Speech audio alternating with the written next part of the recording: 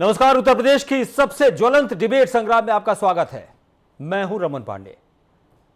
पूरे देश में जब चुनाव की घंटी बजती है तो उत्तर प्रदेश के सीएम योगी बहुत हाई डिमांड में रहते हैं। चुनाव के दौरान प्रचार के लिए उनकी एंट्री होती है और उसके बाद गेम चेंज होने लगता है और उसके बाद वो एक तरह से जीत की गारंटी बनने लगते हैं। ऐसा एक्सपीरियंस तमाम लोगों का है, खासतौर से भारतीय जनता पार्टी के नेताओं का। कहा यह जाता है कि जिस चुनाव में योगी बाबा और उनका बुलडोजर चले जाते हैं तो कहीं ना कहीं माहौल बदल जाता है। आपने कुछ समय पहले देखा हिमाचल प्रदेश के चुनाव में योगी आदित्यनाथ की तमाम चुनावी जनसभाएं हुई। इसके साथ साथ जगह जगह बुलडोजर और पोस्टर्स के जरिए भी प्रचार प्रसार किया गया। उत्तर प्रदेश के मुख्यमंत्री रैलियों में हाई डिमांड पर थे। इसी तरह अब हो रहा है गुजरात में। गुजरात में उनका तूफानी दौरा, दनादन हो रही रैलियां, रैलियों में हो रही भीड़ और साथ ही साथ पोस्टर्स के जरिए उनको प्रमोट करना, उनको बीजेपी के एक पोस्टर बॉय के रूप में उनको पोर्ट्रे करना, ये किस तरफ इशारा करता है? क्या चुनावी रैलियों में योगी का प्रेजेंसी जीत की एश्योरेंस है, जीत की गारंटी है? विपक्षी पार्टियां इस बात को मानने से इनकार करती हैं। अभी कल ही दो तस्वीरें आई थी जिसमें एक तस्वीर में शिवपाल सिंह यादव के पैर छूते हुए उत्तर प्रदेश के पूर्व मुख्यमंत्री अखिलेश यादव थे।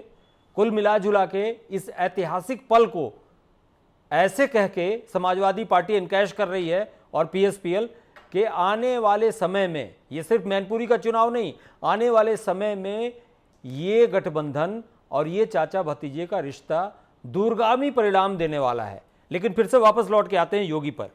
तो योगी जहां जहां जा रहे हैं, उनकी जो जनसभाओं में भीड़ जुट रही है, वो किस तरफ इशारा कर रही है, किस बात की गारंटी दे रही है, इसी बात को लेकर आज की हमारी डिबेट है। हमारे साथ तमाम मेहमान भी जुड़े हैं, लेकिन उससे पहले आपको योगी के कुछ बयान सुनवाते हैं जो चुनावी रैलियों में दिए गए। मैं आप सबसे ये अपील करने के लिए आया हूं कि भाइयों बहनों, क्या कांग्रेस कश्मीर से धारा 370 को हटा पाती? मैं आपसे पूछना चाहता हूं, क्या वो हटा पाती? क्या अयोध्या में राम मंदिर का निर्माण कांग्रेस कर पाती? कांग्रेस ने तो सरदार साहब को भी सम्मान नहीं दिया और बाबा साहब भीमराव अंबेडकर को भी सम्मान नहीं दिया। सभी प्रकार की सुविधाओं का लाभ अगर कोई दे रहा है तो भारतीय जनता पार्टी के नेतृत्व की डबल इंजन की सरकार दे रही है। दिल्ली में नरेंद्र भाई मोदी जी के नेतृत्व की भारतीय जनता पार्टी की सरकार है। गुजरात के अंदर श्री भूपेंद्र भाई पटेल के नेतृत्व की सरकार है। डबल इंजन की सरकार जब चलेगी तो बुलेट ट्रेन के रूप में विकास के कार्य को भी लेकर के आगे बढ़ती है। बीजेपी से जुड़े लोग ये मानते हैं कि योगी का जादू बरकरार है, उनका जादू कायम है, उनका जलवा कायम है और जिन जिन जनसभाओं में जाते हैं उनको देखने के लिए भारी भीड़ जुटती है और यही भारी भीड़ वोट के रूप में भी कन्वर्ट होती नजर आती है। लेकिन विपक्षी पार्टियों का ऐसा मानना नहीं है। विपक्ष का ये मानना है कि बीजेपी केवल शो ऑफ करती है और उसी का एक पार्ट है योगी का ये तूफानी दौरा। कल शिवपाल सिंह यादव के मुंह से भी निकल गया कि बीजेपी झूठी पार्टी है। हमारे साथ तमाम मेहमान जुड़े हुए हैं। दीपक सोनकर, प्रवक्ता बीजेपी, आपका बहुत बहुत स्वागत है। प्रीतपाल सिंह सलूजा, आम आदमी पार्टी के प्रवक्ता, आपका भी बहुत बहुत स्वागत है। मनोज पांडे जी, राजनीतिक विश्लेषक, आप भी हमारे साथ जुड़े हैं, आपका भी बहुत बहुत स्वागत है। सबसे पहले रुख करते हैं मनोज पांडे जी से, जो कि राजनीतिक विश्लेषक है। मनोज जी, जिस तरह योगी की जनसभाओं में भीड़ जुट रही है, जिस तरह योगी को उत्तर से लेकर दक्षिण तक एक तरह से पोस्टर बॉय के तौर पे बीजेपी पोर्ट्रे कर रही है और उनको इस्तेमाल कर रही है, उनकी रैलियों में भारी भीड़ हो रही है, ये किस तरफ इशारा करती है? ये किस तरफ इशारा करती है ये तो कहना अभी बड़ा जल्दीबाजी होगी क्योंकि चुनाव चल रहा है। लेकिन हाँ, चुनावी रणनीति में भारतीय जनता नहीं, इससे पहले भी जहां जैसे साउथ में उनका इस्तेमाल हुआ, इससे पहले भी जहां जहां इस्तेमाल हुआ है उनका, उसके रेफरेंस में भी आप अपनी बात रख सकते हैं। हाँ बिल्कुल बिल्कुल। देखिए, राजनीतिक बातें केवल एक रेफरेंस में नहीं रखी जा सकती।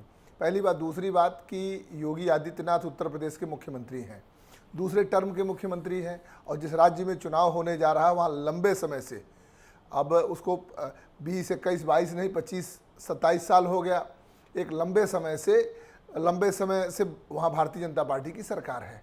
और नंबर 2 पर वहाँ कांग्रेस रही है, लंबे समय से कांग्रेस नंबर 2 पर थी। पिछली बार भी अगर आप देखें तो 77 और 92 है, उसके पहले वाला देखें तो भाई कांग्रेस और भारतीय जनता पार्टी के बीच वहाँ मुकाबला रहा है। सेकंड पोजीशन के लिए आम आदमी पार्टी बहुत जीतोड़ मेहनत कर रही है। मैं उसी बात पे आ रहा हूँ, लेकिन वहाँ एक थर्ड एंट्री हुई है आम आदमी पार्टी की। अब प्रश्न ये है कि आम आदमी पार्टी के आने के बाद अब जो मुकाबला है उसमें लाभ किसको हो रहा है। भारतीय जनता पार्टी का एजेंडा बड़ा क्लियर है, उनका एजेंडा हिंदुत्व का है। हिंदुत्व कार्ड के नाम पर वो योगी जी को ले जाते हैं जगह जगह पूरे देश में। अभी आपने कहा पोस्टर बॉय है, वो एक ऐसे चेहरे हैं जो हिंदुत्व का चेहरा बना करके उनको पेश किया जाता है। और दूसरा, एक उत्तर प्रदेश का मॉडल पेश किया जाता है कि बुलडोजर बाबा है, जगह जगह चुनावी रैलियों में बुलडोजर दिखे हैं। हाँ, चाहे हिमाचल की बात करें या गुजरात की बात करें, तो वो एक बुलडोजर बाबा के रूप में दिखाए जाते हैं। और तीसरा जो सबसे बड़ी बात है, देखिए वहाँ जो आम आदमी है, आम आदमी पार्टी की जो एंट्री है वो गुजरात में चुनाव परिणाम को प्रभावित करेगा, सबको ये मान लेना चाहिए। और ये स्पष्ट है कि ये चुनाव में आम आदमी पार्टी के आने से, और जो देखिए प्रेडिक्शंस भी आने लगे हैं, प्रेडिक्शंस में बहुत सारी चीज़ें दिखने लगी हैं।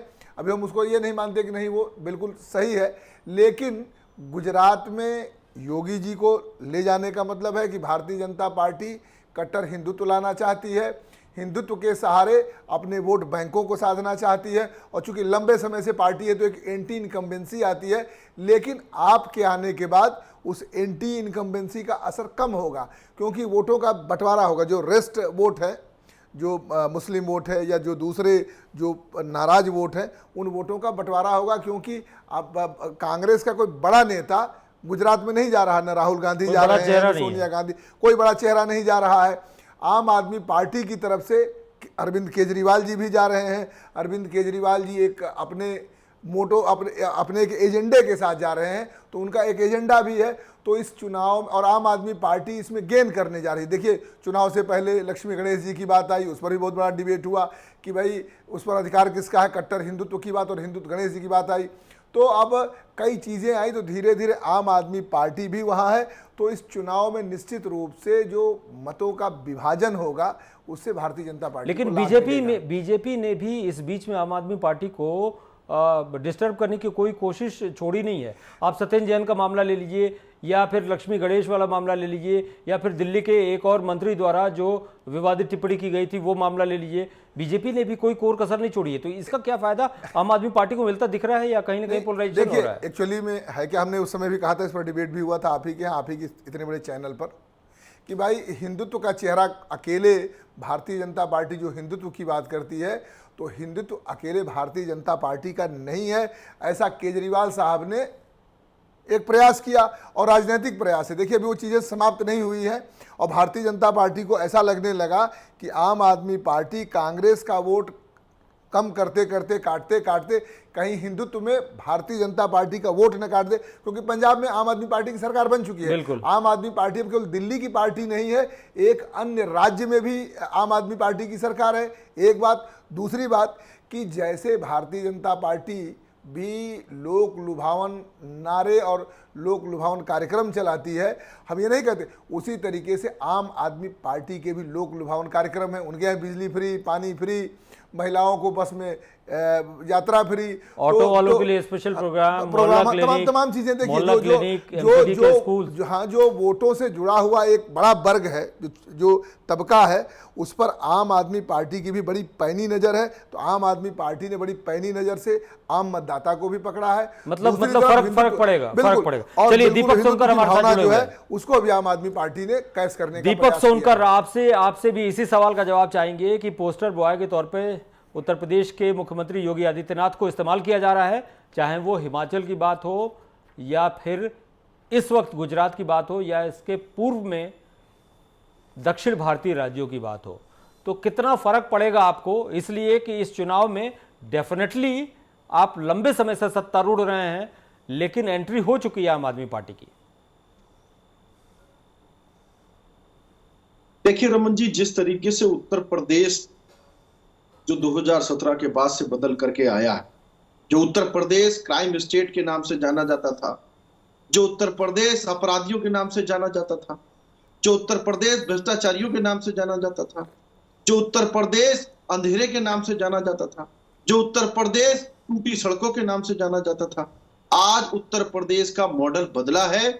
जीरो टॉलरेंसी के अंदर कानून व्यवस्था बदली है, अच्छी सड़कें मिली है, अच्छी बिजली मिली है और गरीब कल्याण की योजनाएं उत्तर प्रदेश के अंदर गरीबों के अंतिम पायदान तक व्यक्ति तक पहुंची। यानी आपका ये कहना है, यानी मेरी बात एक मिनट मुझे ऐड करने दीजिए, मुझे ऐड कर लेने दीजिए। यानी आपका ये कहना है कि उत्तर प्रदेश के मुख्यमंत्री योगी आदित्यनाथ का यूपी मॉडल और प्लस पोस्टर बॉय के तौर पे, एक हिंदुत्व के चेहरे के तौर पे जो उनकी जनसभाओं में भीड़ जुट रही है, ये गुजरात में वोटर्स में, गुजरात में और हिमाचल में कन्वर्ट होगी। देखिए मेरी बात, मैंने वही कहा ना अमन जी, आपका सवाल आया, बहुत स्वागत है आपका, और मैं वही बात कह रहा हूं कि गुजरात के अंदर भी एक तबका ऐसा है जो उत्तर प्रदेश का बड़ा हिस्सा गुजरात के अंदर भी रहता है। और जिस तरीके से आज उत्तर प्रदेश का बदलाव दिख रहा है, जो कानून व्यवस्था बदल रही है, जिस तरीके से आज गुजरात पूरे देश के गौरव के रूप में उभरता है और उत्तर प्रदेश का मॉडल बनकर के उभरता है, और किस तरीके से विकास के साथ साथ कानून व्यवस्था को बदलने का काम किया जाता है, और जिस तरीके से उत्तर प्रदेश के अंदर योगी जी की लोकप्रियता और देश के अंदर योगी जी की लोकप्रियता लगातार बढ़ रही है। आप देखिए ना, हिमाचल के अंदर कैसी भीड़ थी, गुजरात के अंदर कैसी भीड़ थी। दूसरी और महत्वपूर्ण बात, ये जो एक आंकड़ा भी मैं आपको बताना चाहता हूं कि 2019 के लोकसभा चुनाव में 58 सीटों पर रैली करी थी माननीय योगी जी ने, उत्तर प्रदेश के मुख्यमंत्री जी ने। 41 सीटों पर हमारी जीत हुई, योगी जी ने जहां पर रैली करी। 2019 में महाराष्ट्र विधानसभा में 35 सीटों पर रैली करी गई, जिसमें 23 सीटों पर जीत हुई। त्रिपुरा विधानसभा में 9 सीटों पर प्रचार किया गया, 8 सीटों पर जीत हुई। 2018 राजस्थान विधानसभा चुनाव में 26 सीटों पर प्रचार किया गया, 25 सीटों पर जीत हुई। तो ये प्रभावित करने वाली जो बात है, ये निश्चित रूप से जिस तरीके से उत्तर प्रदेश के मुख्यमंत्री जी की और लगातार जनता का विश्वास देश के प्रधानमंत्री नरेंद्र मोदी जी पर जो 27 साल से बढ़ता हुआ गुजरात के अंदर दिखाई दे रहा है, वो निश्चित रूप से वो भरोसा देश के प्रधानमंत्री जी पर। चलिए, प्रीतपाल सिंह सलूजा, प्रवक्ता आम आदमी पार्टी, हमारे साथ जुड़े हैं। आपसे दीपक सोनकर के सवाल का जवाब लेंगे। इनका ये कहना है, इन्होंने पूरे आंकड़े गिना दिए कि इस फला राज्य में उत्तर प्रदेश के मुख्यमंत्री योगी आदित्यनाथ की इतनी सभाएं होती और इतनी सीटों पर जीत मिली थी। यानी कि बीजेपी का ये मानना है कि योगी का मतलब जीत सुनिश्चित है। आपका रिएक्शन? इन्होंने शायद दिल्ली का नहीं बताया, कलकत्ता का नहीं बताया, तमिलनाडु का नहीं बताया, केरल का नहीं बताया। इन सब चुनाव में भी योगी आदित्यनाथ जी जा चुके हैं और यहाँ पे मुंह खा चुके हैं। उत्तर प्रदेश का मॉडल, जो मॉडल बार बार कहा जा रहा है, उत्तर प्रदेश का क्या मॉडल है? 26,000 स्कूल, 26,000 सरकारी स्कूल बंद हुए इन्हीं योगी आदित्यनाथ जी की सरकार में। और जिस गड्ढा मुक्त की ये बात करते हैं, जहां से योगी आदित्यनाथ जी अपने 5 कालिदास मार्ग से चल के और एयरपोर्ट की ओर आते हैं, अगर उनके बीच की चाबी किसी भी एक सड़क को आप ले लीजिए, चाहे विजयनगर ले लीजिए, एलडीए ले लीजिए, चुंगी ले लीजिए, ट्रांसपोर्ट नगर ले लीजिए, किसी दिन गाड़ी बोलिए योगी आदित्यनाथ जी वहां घुमा ले, एक बार आपको गड्ढे में सड़क दिख जाएगी। उत्तर प्रदेश के अंदर कोई ऐसा बहुत बड़ा फर्क नहीं पड़ा कि 2017 से पहले बहुत बुरा था और आज 2017 के बाद राम राज आ गया। उत्तर प्रदेश के अंदर आज भी बहन बेटियां सुरक्षित नहीं है। स्कूल हमारे 26,000 सरकार के द्वारा बंद कर दिए गए हैं। 13,000 अस्पतालों में डॉक्टर नहीं है, नर्सेस नहीं है। दिल्ली में यही योगी आदित्यनाथ जी 2020 में चुनाव पे जाके गला फाड़ रहे थे, वहां की जनता ने उनको नकार दिया। जैसे अभी भाई साहब बता रहे हैं कि गुजरात में भी उत्तर प्रदेश और बिहार के लोग रहते हैं, तो दिल्ली में भी उत्तर प्रदेश और बिहार, आसाम के लोग रहते हैं। उन्होंने लगातार नकारा उनको। देश ने देखा 2020 में यह हाल हो रहा था कि दिल्ली के अंदर दंगे तक करवा दी भारतीय जनता पार्टी के नेताओं ने अपने भाषण में। योगी आदित्यनाथ जी कह रहे थे कि यहाँ पे अब जो चुनाव पे जो वोट पड़ेगा वो योगी आदित्यनाथ के कहने पे होगा, हिंदुत्व वोट पड़ेगा। लोगों ने इनको भगा दिया वहां से, मात्र 8 सीटें दी। आप चले जाइए उधर तमिलनाडु चले जाइए, 0 सीटें इनकी आती है। 80 से चुनाव लड़े, आज तक 1 सीट नहीं जीत पाए। केरल में 80 से चुनाव लड़े, आज तक 0 सीट इनकी आ रही है। पंजाब में इनका जो विजय रथ था वो आम आदमी पार्टी ने भारतीय जनता पार्टी का चलिए यही सवाल आसिफ रिजवी हमारे साथ जुड़े हैं। लगातार वहां की सरकार में थी। रमन जी, आसिफ रिजवी हमारे साथ जुड़े हुए हैं। तो इनका कहना जनता अब इनको नकार चुकी है, जनता अब इनको। दीपक सोनकर आपके पास आऊंगा, मैं आपके पास आऊंगा। आसिफ रिजवी से एक सवाल ले लें। आसिफ रिजवी साहब अभी मनोज पांडे जो कि राजनीतिक विश्लेषक हैं एक बात बोल रहे थे, उनका ये कहना था कि कांग्रेस का कोई बड़ा चेहरा नहीं है गुजरात में।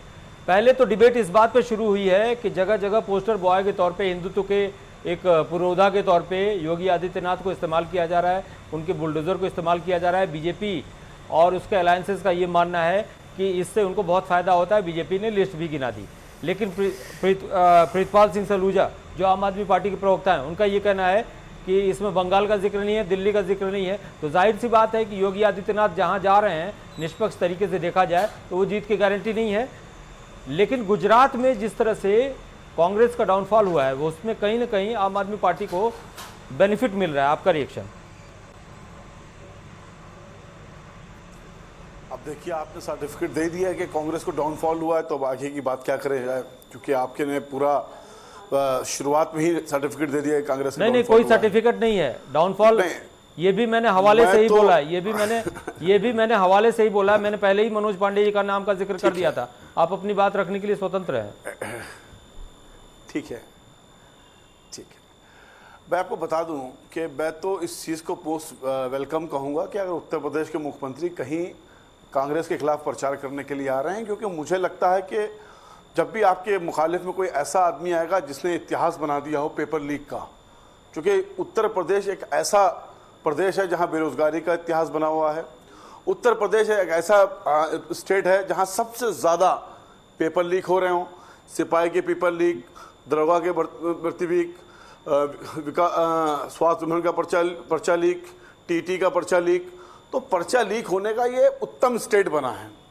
अभी हमारे आदरणीय भारतीय जनता पार्टी के मित्र कह रहे थे कि लॉ एंड ऑर्डर बहुत मेंटेन है, तो उसकी तो मैं जितनी तारीफ करूं कम है। आप देखिए कि 10-10 किसानों की हत्या करने वाले आदमी को जब केंद्रीय गृह राज्य मंत्री के पद पर रखा जाएगा, इस सारे चैनलों पर उन्होंने खुलेआम कहा था कि अगर मेरा बेटा वहां मौजूद होगा तो मैं त्यागपत्र दे दूंगा।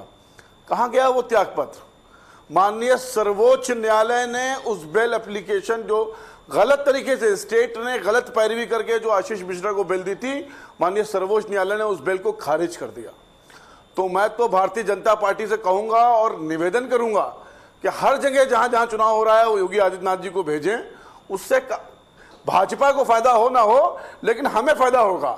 और आपका चैनल के माध्यम से मैं कह रहा हूं कि योगी आदित्यनाथ जी गुजरात में कैंपेनिंग कर रहे हैं, तो जो 27 साल से भारतीय जनता पार्टी की वहां सीटें मजबूत हैं, हम बिल्कुल कॉन्फिडेंस में हैं कि अब वो सीटें भी हमारे पास आ जाएंगी। चलिए, तो हम आपके चैनल के माध्यम से भारतीय जनता पार्टी का धन्यवाद व्यक्त कर रहे हैं। दीपक सोनकर जी, आप ये बताइए कि आपने दिल्ली का जिक्र नहीं किया, बंगाल का जिक्र नहीं किया, जहां पे आदित्यनाथ जी की सभाएं हुई थी, लेकिन वहां बिल्कुल आपका कोई असर नहीं हुआ। इन्होंने राजस्थान का जिक्र किया था इन्होंने, तो मैं मानता हूं कि मैं नहीं कहूंगा कि इसमें भाई की कोई गलती है। भाई भारतीय जनता पार्टी का प्रवक्ता है, उसको उसकी बात रखनी पड़ेगी। भाई तो इसका भी जवाब नहीं दे पाएंगे कि उत्तर प्रदेश में जो पेपर लीक हुए हैं, जो अवैधिक घोटाला हुआ है, उसमें क्या कार्रवाई कर रहे हैं। बोलिए दीपक सोनकर, बेरोजगारी के लिए क्या कर रहे हैं, इसका भी जवाब नहीं दे पाएंगे। कांग्रेस के प्रवक्ता जी भाई को बता दूं, बड़े भाई को, हमारे बड़े भाई हैं, जिस तरीके से उत्तर प्रदेश के अंदर कार्रवाई हुई है ना, किसी प्रदेश में कर करके बताइए, किसी प्रदेश में हुई हो तो, जिस तरीके से जो भी उत्तर प्रदेश में दोषी होता है उस पर कार्रवाई। आप लखीमपुर की घटना की बात कर रहे हैं, जो दोषी था उस पर कार्रवाई हुई कि नहीं हुई? जहां एफआईआर ही नहीं लिखी जाती थी, कोई जांच ही नहीं होती थी, या अपराधियों को संरक्षण दिया जाता नहीं। देखिए दीपक सोनकर जी, जितना संरक्षण दिया जाता था वो भी से कहां गया? दूसरी बात जब गलत पैरवी करी गई, गलत तरीके से आशीष को बेल दिलाई गई, सर्वोच्च न्यायालय ने बेल खारिज करी। जनता ने आपको गुजरात के अंदर नकारा है। गलत कह रहे हैं आप। मनीलाल पट्टीदार को आप 2.5 साल में गिरफ्तार नहीं कर पाए। कप्तान रहते हुए क्रशकारी गाड़ी की हत्या करने वाला एक फरार एसएसपी, उसको आप गिरफ्तार नहीं कर पाए। 2.5 साल बाद उसने न्यायालय में जो है समर्पण किया। देश की बात आती है और मैं आपको बात बता दूं, आप उसको रिमांड पे नहीं ले पाए। आप पूरी तरह से फेल हैं। और अगर आप अपराधियों सुनिए की बात दीपक सोनकर करेंगे, जी, जहां से देश के प्रधानमंत्री सांसद हैं, वहां से भारतीय जनता पार्टी का एमएलसी हारता है, और जिससे हारता है वो आपराधिक छवि की व्यक्ति है। फेल का सर्टिफिकेट तो जनता ने आपको दिया है। जितने वर्षों से जिस तरीके से हार जीत से कोई मतलब नहीं है, जनता ने उसका परिणाम आपको दिया है। जीतना बड़ी बात नहीं है, कार्य करना बड़ी बात है। जा रहे हैं, क्यों नहीं जा रहे, इसका जवाब दे दीजिए। तो क्यों नहीं राहुल गांधी जी जा रहे हैं, क्यों नहीं आ रहे हैं? बनारस में यहाँ एमएलसी की सीट क्यों हार गए आप एक भारतीय नजरिए से? जनता पार्टी में बूथ से लेकर के, प्रदेश से अब आप लेकर के, जवाब देंगे राज्य से नहीं। लेकर के एक Point एक wise। कार्यकर्ता लगता है, क्यों नहीं आ रहा आपके भारतीय पार्टी के जनता मुख्य मैदान के पार्टी अंदर? भ्रष्टाचार उन्हें डर में सता डूबी गया हुई है, है। उन्हें पता है उत्तर प्रदेश कि में कांग्रेस केवल का भ्रष्टाचार हो सुपड़ा रहा है। साफ है। आज देश के अंदर बेरोजगारी देश की चरम सीमा जनता पर है। जागरूक अच्छा एक बात बताइए भरोसा- दीपक सोनकर जी, ऐसे गलत लोगों दीपक को सोनकर एडमिशन दे दिया गया। जी, दीपक सोनकर जी एक बात बताइए, आपका एडमिनिस्ट्रेशन बहुत बढ़िया है, चलिए मान लिया, आपकी पुलिस बहुत बढ़िया है, मुझे 2-3 घटनाओं के बारे में जवाब दीजिए। पहली बात आपने कहा लखीमपुर खीरी का जिक्र हुआ था, लखीमपुर खीरी में जिस तरह डिलेड एक्शन हुआ वो निश्चित रूप से निंदा योग्य है। एक और आपको उदाहरण आप ही की सरकार का याद दिला देता हूं, कुलदीप सिंह सेंगर वाला मामला जो था, उसमें कितने दिन बाद आपकी सरकार ने एक्शन लिया और वो भी कोर्ट ने संज्ञान लिया तब। तीसरा मामला आपको गिनवा दे रहा हूं, हाजी याकूब कुरैशी, कौन सा इतना बड़ा आदमी है, अभी तक आपकी पुलिस गिरफ्तार नहीं कर पाई। इरफान सोलंकी के खिलाफ अगर एफआईआर है तो इरफान सोलंकी कहां है? तो पुलिस का प्लान ऑफ एक्शन क्या है? देखिए रमन जी, मैं आपको बता रहा हूं कि जहां कभी एफआईआर ही दर्ज नहीं होते थे, जहां उनको जो है संरक्षण देने का काम करते थे और जांच प्रक्रिया करने के बाद उनको दोषी करार दिया गया ना, पाए किसी दल का हो चाहे किसी पार्टी का हो। आज तक सुबोध सिंह, इंस्पेक्टर सुबोध सिंह की पत्नी, उनके बेटे को इंसाफ नहीं मिल पाया। अपराधी को सजा देने का काम भीड़ ने मारा था, ऐसे परिणाम नहीं, भीड़ ने मारा था। योगी आदित्यनाथ जी के पास समय नहीं था वहां पे चले जाए, दंगा उन्होंने इनकी बेवा को अपने घर पे बुलाया लखनऊ में। और ऐसे उत्तर प्रदेश के परिणाम होते थे, ऐसे उत्तर प्रदेश के परिणाम जिसको भ्रष्टाचार के नाम से जाना जाता था। अच्छा प्रीतपाल सिंह, एक बात का जवाब दे दिए। हाँ आसिफ रिजवी बोलिए, भूल गए आप, मैं सवाल पूछ रहा हूँ, जवाब दे दिए। बोलिए आसिफ जी। सुबोध सिंह को भूल गए आप, जहां से देश के प्रधानमंत्री सांसद हैं, जहां से देश के प्रधानमंत्री सांसद हैं, एक मिनट, जहां से देश के प्रधानमंत्री सांसद हैं वहां से एक आपराधिक छवि का आदमी एमएलसी का चुनाव जीत जाता है, इसको क्या समझा जाए? वो जेल में बंद होकर चुनाव जीत जाता है, बताइए। आसिफ जी, अगर ये समाजवादी पार्टी बनारस से जहां देश के प्रधानमंत्री सांसद हैं वहां के जवाब दे दिए। नहीं, आजम खान नहीं रामपुर से चुनाव जीते थे। गलत है, गलत है, गलत है, गलत है, गलत है, गलत है, बिल्कुल गलत है। आजम खान का समर्थन आप लोग करते होंगे क्योंकि आपको हिंदू मुस्लिम करना है। नहीं करते, अपराधी अपराधी है, कार्रवाई करते हैं, हम किसी का समर्थन नहीं आप करते, हम करते हैं, अपराधी को सजा आप अंदर देते हैं, हैंड मिले हुए हम हैं। दोषी को ऊपर और हम तो कार्रवाई देश करते को हैं, जोड़ने के हम लिए अपराधी को राहुल सजा गांधी देते हैं, देश के हम प्रत्येक व्यक्ति को भ्रष्टाचार मुक्त उत्तर प्रदेश जोड़ने के लिए बनाते हैं, पैदल चल के हम बता रहे माफिया हैं। राज मुक्त कराते हैं और आज उसका परिणाम अच्छा, तो ये अनवरती घोटाला कैसे हो गया? प्रीतपाल सिंह हमारे साथ जुड़े हैं। राज्य की कमीशन की चर्चा पूरे देश के राज्यों में की जा रही है, ऐसे नहीं की जा रही है। चलिए प्रीतपाल सिंह से पूछते हैं। प्रीतपाल जी, कैसे पर्चे लीक हो रहे हैं बताइए मुझे। जनता जानती है, फर्जी एडमिशन कैसे हुए? जी बताइए। जनता ने इसलिए आपको प्रीतपाल जी, नकारा। गुजरात में आपकी पार्टी चुनाव लड़ रही है और बीजेपी का ये कहना है कि यूपी मॉडल गुजरात में बहुत इफेक्टिवली रोल अदा कर रहा है। योगी आदित्यनाथ जी की रैलियां बहुत इफेक्टिव हैं, उनकी जनसभाओं में भीड़ हो रही है, जो वोटर्स के बीच में जा रहे हैं, बुलडोज़र दिख रहा है। तो आपकी पार्टी चूंकि बहुत अच्छी तरीके से वहाँ पेनिट्रेट कर रही है वोटर्स के दिल और दिमाग को, तो कुल मिला जुला के किस तरह का रिएक्शन आपको दिखता है वहाँ? देखिए, गुजरात के अंदर 27 साल से भारतीय जनता पार्टी है। योगी जी अभी 2017 में आए हैं, 2017 से अभी तक कितने साल हो गए? पहले वरीयता के अनुसार अगर देखा जाए तो गुजरात का मॉडल माना जाएगा। देश में 2014 में आम चुनाव हुए थे या 2019 उसके बाद 19 में जब आम चुनाव हुए तब भी ये गुजरात की ही बात कही जा रही थी। योगी आदित्यनाथ जी अपने 2017 के बाद से अपना मॉडल लेके वहां जा रहे हैं जहां पे 27 साल पुराना मॉडल था, जो नरेंद्र मोदी जी का मॉडल था, जो देश के प्रधानमंत्री हैं।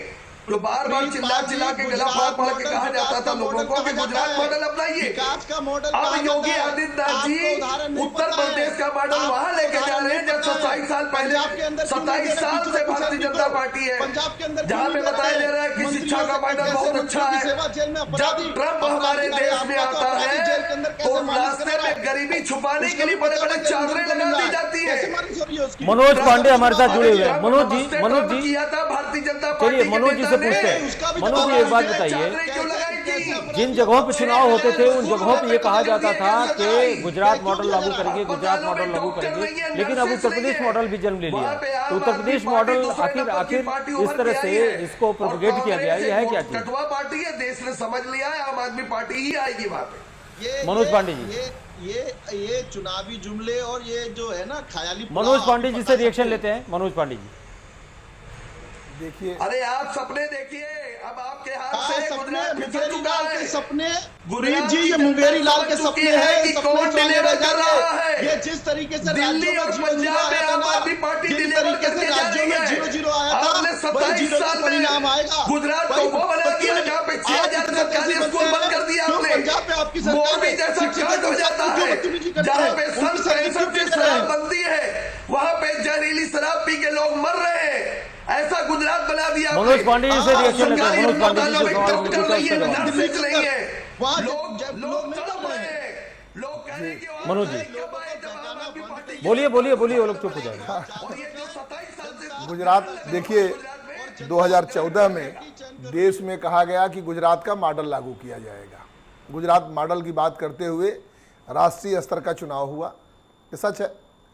इसके बाद उत्तर प्रदेश में 2017 में सरकार आ गई। अगर उस समय आप देखें तो उत्तर प्रदेश में लोकसभा में 80 सीटें भारतीय जनता पार्टी को मिली थी गुजरात मॉडल के नाम पर। राजनीति में समय के हिसाब से राजनीतिक नारे बदलते रहते हैं, राजनीतिक सिद्धांत बदलते रहते हैं और राजनीतिक जो चीज़ें हैं वो बदलती रहती हैं। अगर आप देखें दिल्ली में, भाई उस समय जब उत्तर प्रदेश में चुनाव हो रहा था तो अरविंद केजरीवाल साहब बनारस से अपने पार्लियामेंट का इलेक्शन मोदी जी के खिलाफ लड़ रहे थे और तमाम चीज़ें थी। तो राजनीति में चीज़ें बदलती रहती हैं और राजनीति में चूंकि लंबे समय तक जो भी राजनीतिक दल आ जाता है तो एक संभावना एंटी इनकम्बेंसी की हो जाती है। इस एंटी इनकम्बेंसी से बचने के लिए, और चूंकि भारतीय जनता पार्टी, देखिए इस देश में भी राष्ट्रीय दल 2 है। अगर राष्ट्रीय दलों की बात की जाए तो अभी देश में राष्ट्रीय दल 2 हैं, एक भारतीय जनता पार्टी, दूसरा भारतीय राष्ट्रीय कांग्रेस। अब भारतीय जनता और बाकी क्षेत्रीय दल हैं। क्षेत्रीय दलों में जैसे आप वहाँ चुनाव लड़ने गई है और बूथ स्तर तक के कार्यकर्ता, अगर किसी राजनीतिक दल के पास इस समय वर्तमान में राष्ट्रीय राजनीतिक दल के पास है तो वो भारतीय जनता पार्टी के पास है। देखिए एक बड़ा लेकिन यदि आप एक मिनट, यदि आप गुजरात के मॉडल पर आ जाए, गुजरात में आ जाए, तो पिछले चुनाव तक, जो पिछला चुनाव हुआ उससे पहले भी कांग्रेस, ऐसा नहीं था कि कांग्रेस बिल्कुल क्लीन स्वीप हो गई हो। कांग्रेस ने वहाँ अच्छी अपनी आमद जो है दरफ्त कराई है। कांग्रेस इतना कमजोर नहीं रही है। तो इसका मतलब कि कांग्रेस के कार्यकर्ता भी गुजरात में हैं। अब आम आदमी पार्टी के जाने के बाद से चूंकि कांग्रेस के बड़े नेता वहाँ कोई चुनाव प्रचार नहीं कर रहे हैं, कांग्रेस का अगर बूथ स्तर तक का मैनेजमेंट, देखिए कांग्रेस राष्ट्रीय दल होते हुए भी बूथ स्तर के अपने मैनेजमेंट में उतना सफल नहीं है जितना भारतीय जनता पार्टी सफल है।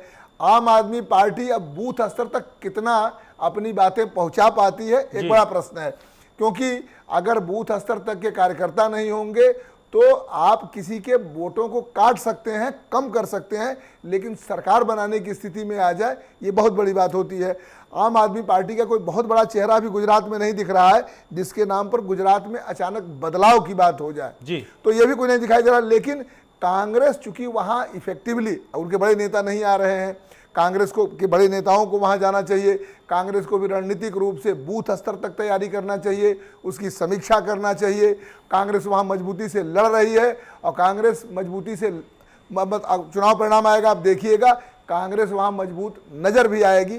सत्ता में आ पाएगी नहीं आ पाएगी ये एक दूसरा प्रश्न है। वो इसलिए कि कांग्रेस के बूथ स्तर तक के कार्यकर्ता नहीं है। लेकिन यदि आप आम आदमी पार्टी कांग्रेस का वोट काट देती है, कुछ भाजपा का भी कटेगा, अगर काट देती है तो कांग्रेस जो अभी वहां लड़ाई में दिख रही है, जो सत्ता की दौड़ में दिख रही है, वो सत्ता की दौड़ से बाहर हो जाएगी। आसिफ रिजवी साहब, आपसे रिएक्शन इस बात पर।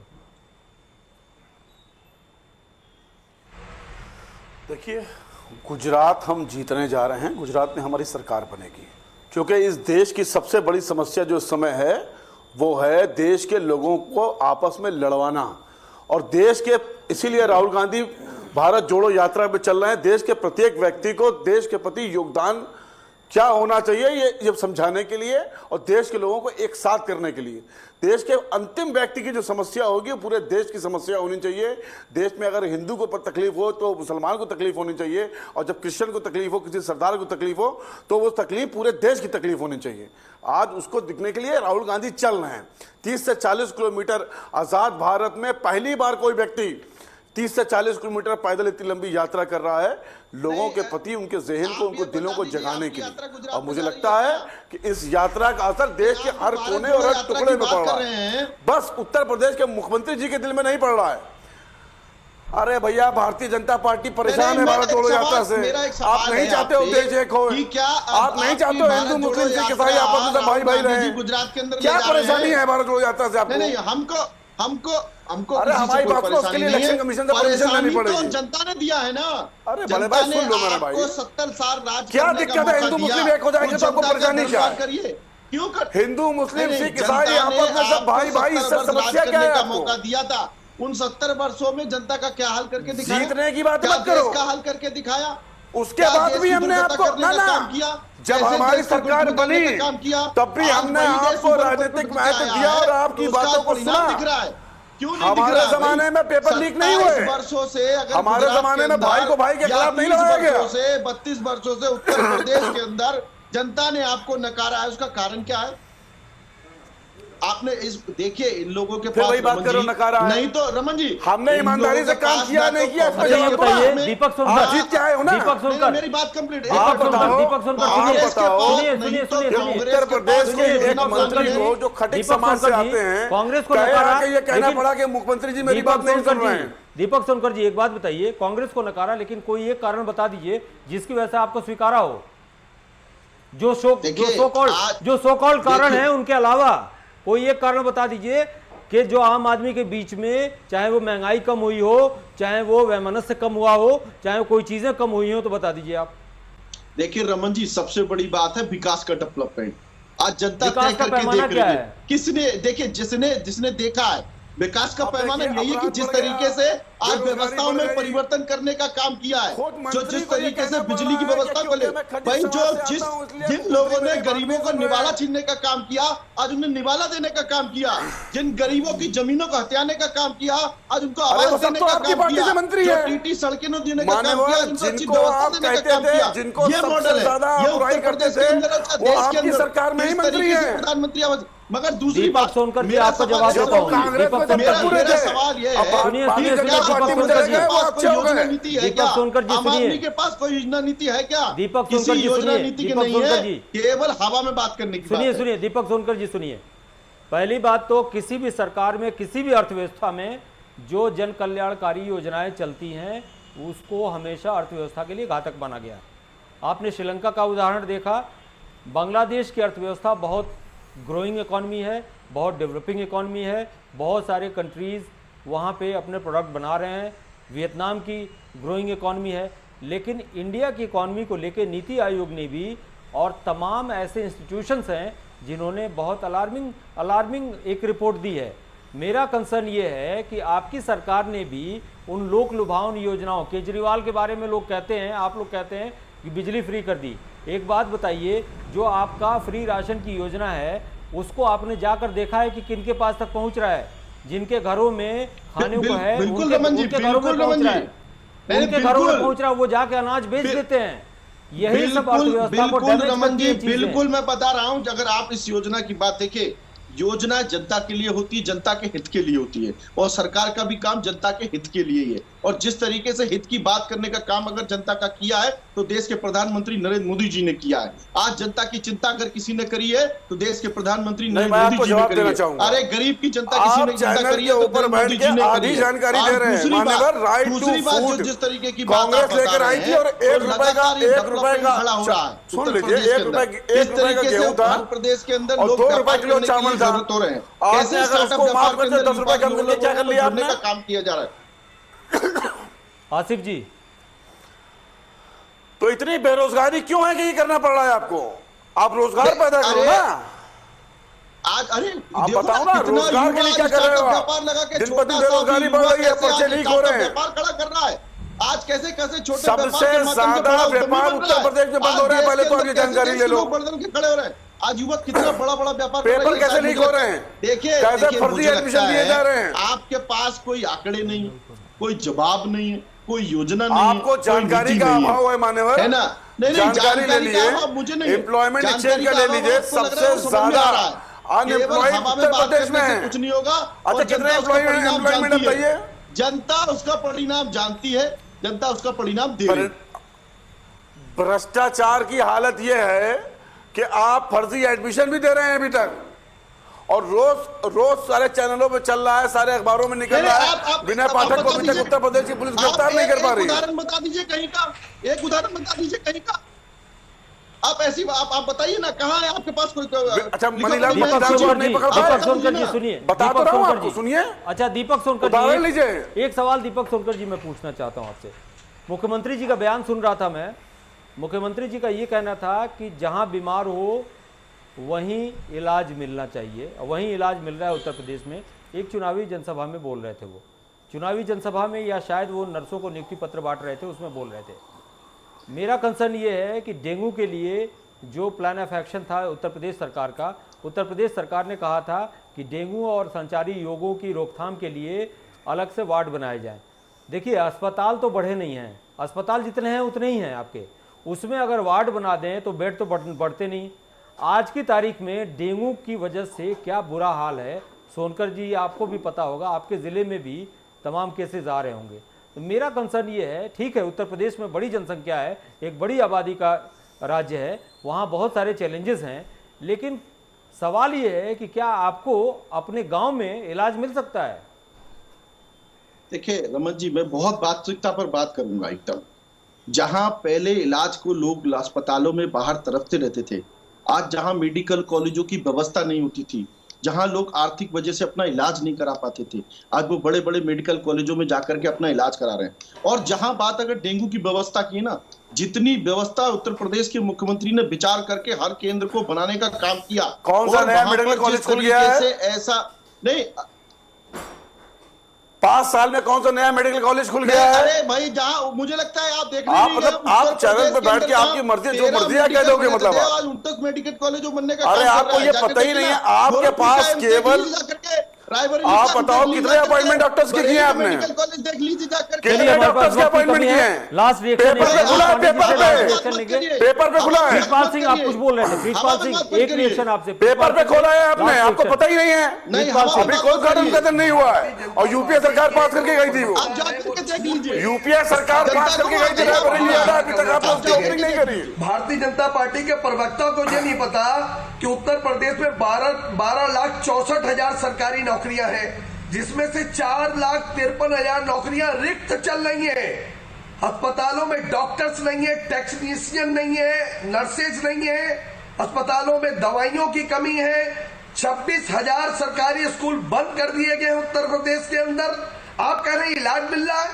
अरे आप जाइए, यही लखनऊ में आप आ जाइए, लखनऊ में आपको बिजनौर ले चलता हूं, चलिए, बिजनौर कोई दूर नहीं है, शहर से लगा हुआ है, वहां पे इलाज लोगों को नहीं मिल वापस अपने टॉपिक पर आते हैं प्रितपाल जी, वापस अपने टॉपिक पर आते हैं। देखिए, वापस अपने टॉपिक पर आते हैं।